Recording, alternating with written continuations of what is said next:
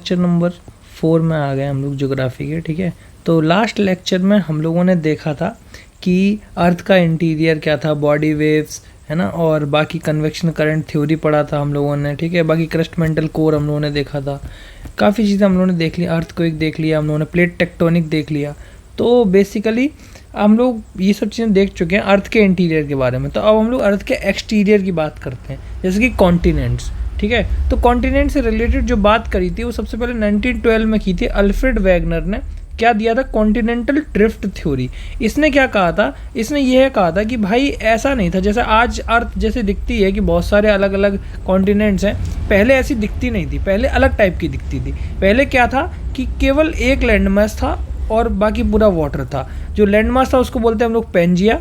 ठीक है, जो वाटर बॉडी होती है उसको हम लोग बोलते हैं पेंथलासा। ठीक है, ये दो चीज़ें टूट के दो पार्ट में डिवाइड हुए, एक तो गोंडवाना लैंड में और एक ग्लोरेशिया में, और उसके बाद ये फर्दर हमारे कॉन्टिनेंट्स में डिवाइड हो गई। ठीक है, तो ये इसका रीज़न क्या था, इसका रीज़न अल्फ्रेड वैगनर जो दिया था वो गलत था, लेकिन उन्होंने जो दिया था वो ये था कि टाइडल इफ फोर्स और पोलर फ्रीलिंग फोर्स जो है, इनकी वजह से भाई इनमें दूरियां आ रही हैं।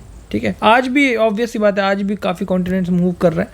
ठीक है, तो इनका एविडेंस क्या था, वो उन्होंने ये बताया था जिक्सॉ फिट। मतलब कि जैसे ये हमारी अर्थ की सरफेस है और ये एक हमारा कॉन्टिनेंट है, ये दूसरा कॉन्टिनेंट है, तो इसमें यहाँ से ये आपस में कनेक्ट हो जाएंगे। अगर इनको आपस में रखोगे चिपका के तो ये फिट हो जाएंगे, यही बोलता है जिक्सॉ फिट। दूसरी फॉसिल डिपॉजिट्स और रॉक्स। ठीक है, फॉसिल डिपॉजिट हम लोग को मिले, यहाँ की कोई फॉसिल यहाँ पे मिल रहा है। ठीक है, यहाँ की चीज़ें यहाँ पे मिल रही हैं, रॉक मिल रही है। प्लेसर डिपॉजिट हुआ मिला, क्योंकि प्लेसर डिपॉजिट का मतलब होता है कि यहाँ से कोई, जैसे मान लो ये दो हैं अलग अलग कॉन्टिनेंट्स हैं, तो यहाँ पे कोई पत्थर था, वो पत्थर ऐसे सड़क के बहुत पहले जब ये जुड़े होंगे तो ऐसे सड़क के यहाँ पे पहुँच गया होगा, तो इसके बहुत सारी चीज़ें जो होंगी वो यहाँ पे आ गई होंगी, वो होता है हमारा प्लेसर डिपॉजिट। बाकी फॉसिल्स की स्टडी को पैलेंटोलॉजी बोलते हैं। ठीक है, अब ये जो थ्योरी थी कॉन्टिनेंटल ड्रिफ्ट थ्योरी, भाई ये हो गई गलत प्रूफ किसने करी, एक्चुअल रीज़न जो दिया था वो आर्थर होम्स ने दिया था। हाँ, ये बात बिल्कुल सही है कि पहले जैसी वो बता रहे थे अल्फ्रेड वैगनर वैसी ही थी, बट उन्होंने जो रीज़न दिया था वो गलत दिया था। तो आर्थर होम्स ने 1930 में जो रीज़न दिया, उन्होंने क्या बोला कि मूवमेंट ऑफ टेक्टोनिक प्लेट्स, जो हमारे अर्थ के नीचे टेक्टोनिक प्लेट्स मूव करती रहती हैं। ठीक है, टेक्टोनिक प्लेट्स अलग अलग मूव करती रहती हैं, वो हमारा वही हमारा रीज़न है कॉन्टिनेंटल ड्रिफ्ट का। कॉन्टिनेंटल ड्रिफ्ट जो है उसका भी वही रीज़न है। ठीक है, तो ये हमारा आर्थर होम्स ने बोला।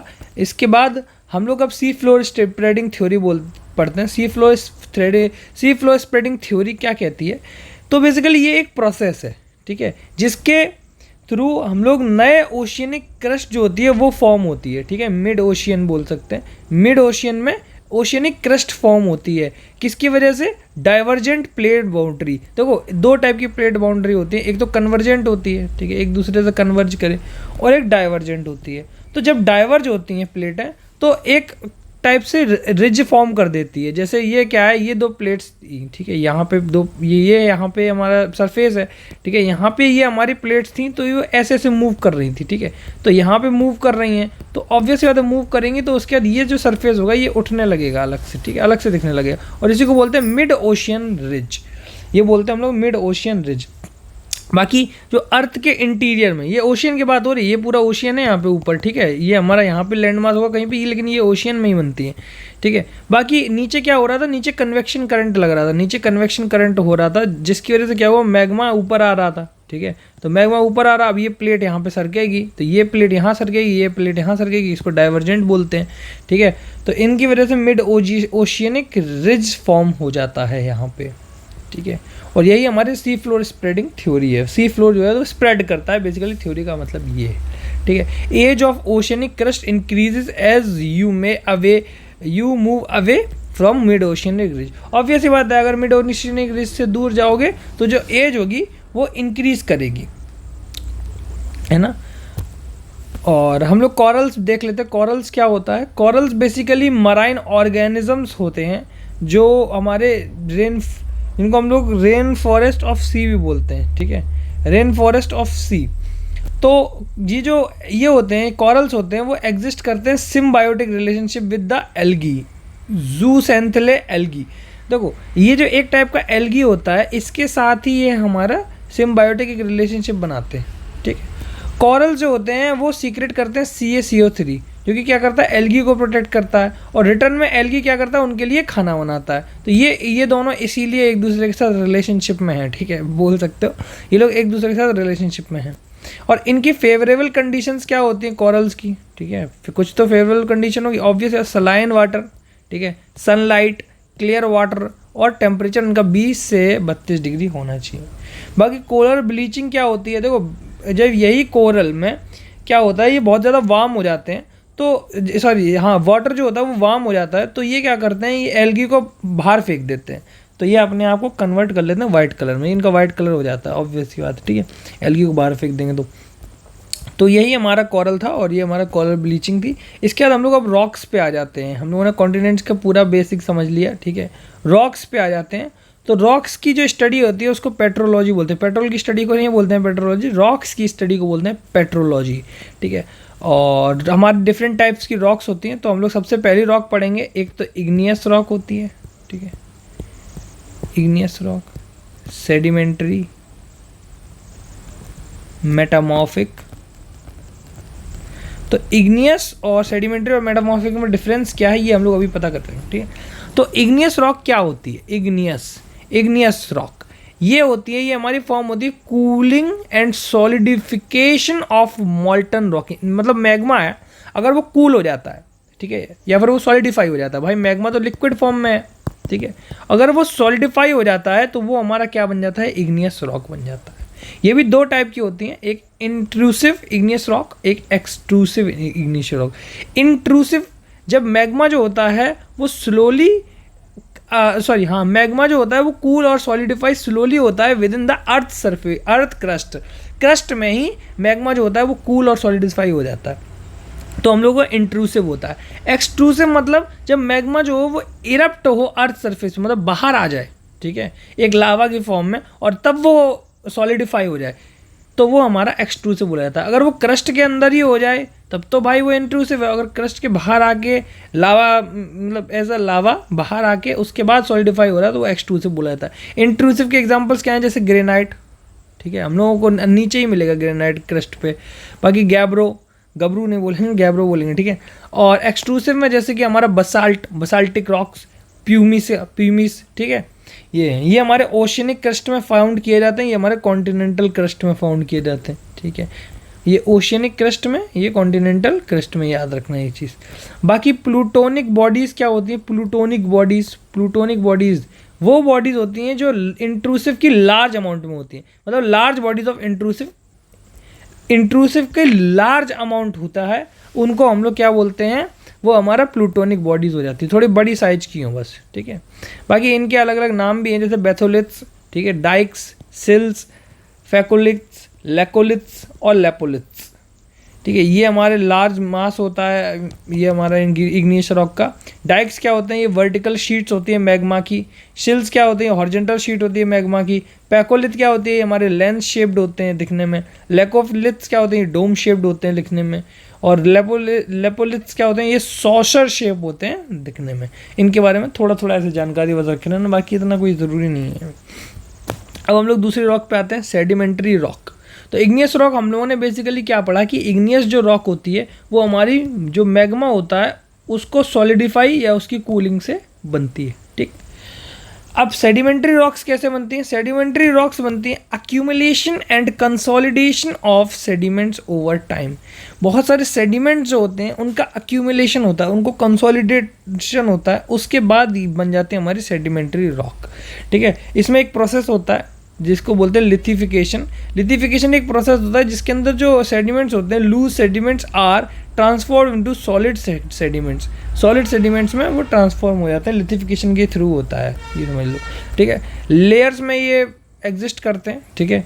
और फॉसिल्स जो हैं वो फाउंड होते हैं सेडिमेंट्री रॉक्स में। जितने भी जैसे फॉसिल्स हैं ना वो हमारे ज़्यादातर देखोगे तुम सेडिमेंट्री रॉक्स में ही फाइंड होंगे, ठीक है।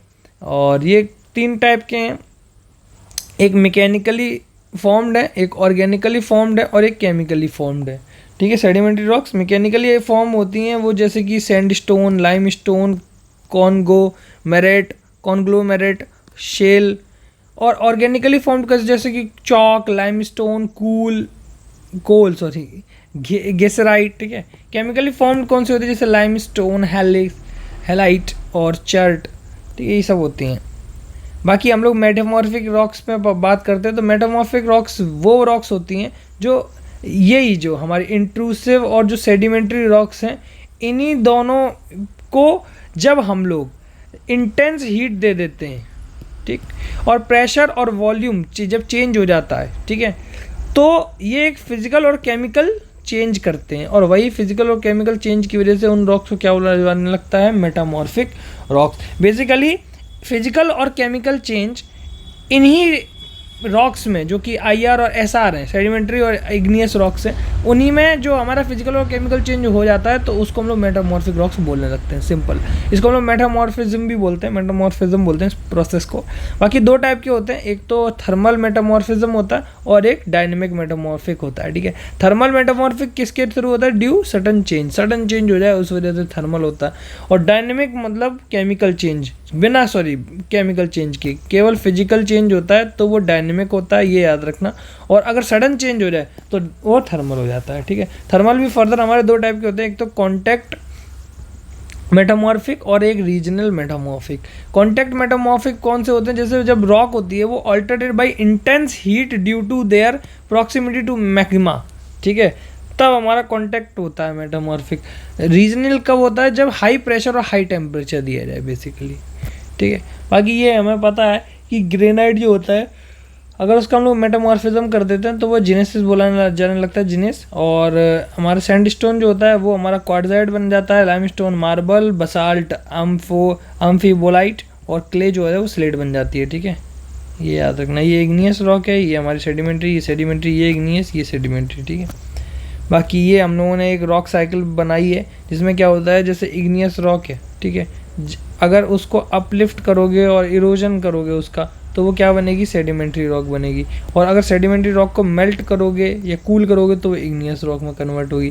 बाकी इग्नियस रॉक को अगर तुम हीट करोगे और प्रेशर दोगे तो वो मेटामॉर्फिक रॉक में कन्वर्ट होगी, और अगर मेल्ट करोगे, कूलिंग करोगे, तो वो इग्नियस में वापस कन्वर्ट हो जाएगी, ठीक है। बाकी हीट और प्रेशर दोगे तो फिर जो हमारी सेडिमेंट्री है ये हमारी मेटामॉर्फिक मेटामॉर्फिक रॉक में कन्वर्ट हो जाएगी। दोनों में का ही है ये, हीट और प्रेशर, कोई भी दोनों में से कोई भी देगा तो वो मेटामॉर्फिक में कन्वर्ट हो जाएगी। बाकी अगर अपलिफ्ट और इरोजन करते हो इसका मेटामॉर्फिक का, तो ये सेडिमेंट्री में कन्वर्ट हो जाएगी, ठीक है। Acid rocks versus basic rocks हम लोग समझ लेते हैं, हमारा लास्ट टॉपिक है इस लेक्चर का।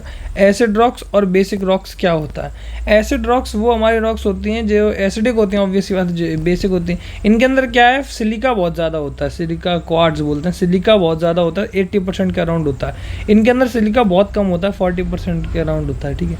लाइटर इन कलर होते हैं और ये डार्क इन कलर होते हैं। ये फास्टर कूल हो जाते हैं, जल्दी कूल हो जाते हैं, ये कूल स्लोली होते हैं बेसिक वाले। इनके एग्जाम ये बिकॉज ऑफ सिलिका के भाई, ऑब्वियसली सिलिका होगा तो कूल फास्टर होंगे। बाकी इनके एग्जाम्पल है ग्रेनाइट, क्वार्ट्ज, और एक एग्जाम्पल है बसाल्ट और गब्रो, ठीक है। बाकी वोल्केनो भी चलो हम लोग आज ख़त्म ही कर लेते हैं वोल्केनो, और वोल्केनो देख लो, चलो वोल्केनो लास्ट टॉपिक है हमारा। वोल्केनो क्या है भाई, हमें पता है जियोलॉजिकल फीचर है formed by eruption of magma from beneath the earth crust, ठीक है। वोल्केनो क्या होता है, वोल्केनो हमारा फटता है, इतना तो जानते हैं ना, वोल्केनो फटता है। क्यों फटता है, अर्थ क्रस्ट के अंदर कुछ ना कुछ एक्टिविटीज़ होती हैं, मैग्मा रिलीज होता है, उसको बोलते हैं हम लोग वोल्केनो, ठीक है। वोल्केनो बेसिकली काफ़ी टाइप के होते हैं, हम लोग देख सकते हैं, जैसे सिंडर कोन वोल्केनो, ठीक है, जैसे फ्लड बसाल्ट प्रोविंस, जैसे शील्ड, जैसे कंपोजिट, जैसे काल्डेरा, ठीक है। तो जो सिंडर कोन होता है, सिंडर कोन जो होता है वो स्मॉल होता है, स्टेप साइज्ड होता है वोल्केनो, जो कि हमारे एक्सप्लोजिव इरप्शन की वजह से फॉर्म हो जाता है, ठीक है। बाकी फ्लड बसाल्ट प्रोविंस का क्या है, ये वो वोल्केनोज होते हैं जो outpour highly fluid lava that flows for long distance. इनका क्या है, जो लावा इनसे निकलता है वो बहुत लॉन्ग डिस्टेंस तक जाता है, बहुत लॉन्ग डिस्टेंस तक। बाकी शील्ड कौन से होते हैं, शील्ड हमारे इरप्शन ऑफ बसाल्टिक लावा जो होता है उसके इरप्शन से बनते हैं। कंपोजिट जो होते हैं वो हमारे कूलर और विस्कस होते हैं, ठीक है, जिसको हम लोग स्ट्रेटो वोल्केनो भी बोलते हैं। कूलर होते हैं, ये विस्कस होते हैं, ठीक है। बाकी काल्डेरा जो होता है वो भी हमारा बहुत एक्सप्लोजिव होता है, सबसे ज़्यादा एक्सप्लोजिव जो होता है वो काल्डेरा होता है। ये कोलैप्स कर देता है अपने आप में, मतलब अपने आप में कोलैप्स कर गया भाई बंदा, ठीक है। ये हमारे टाइप हो गए वोल्केनोस के। बाकी गीज़र क्या होता है, गीज़र हम लोगों के घर में लगा होता है, वो वाला गीज़र नहीं। गीज़र क्या होता है, it is a hot spring that intermittently erupts steam and hot water due to geothermal activity beneath the earth surface. Earth surface में जो मतलब अर्थ का ही गीज़र है एक टाइप से बोल सकते हो, ठीक है। बाकी हाईएस्ट वोल्केनो जो है वो ओजस डेल सलाडो है, एंडिस माउंटेन रेंज के अंदर। ये एक चीज़ याद रखना, एक पेपर में आ सकती है। तो हमारा लेक्चर नंबर 4 यहीं पे ख़त्म होता है। लेक्चर नंबर 5 के अंदर हम लोग जियोमॉर्फोलॉजी स्टार्ट करेंगे और इसके बारे में हम लोग काफ़ी चीज़ें देखेंगे, ठीक है। तो भाई लेक्चर को देखते रहो, ठीक है। लाइक कर दो, शेयर कर दो और सब्सक्राइब कर लेना, ठीक है। Bye bye.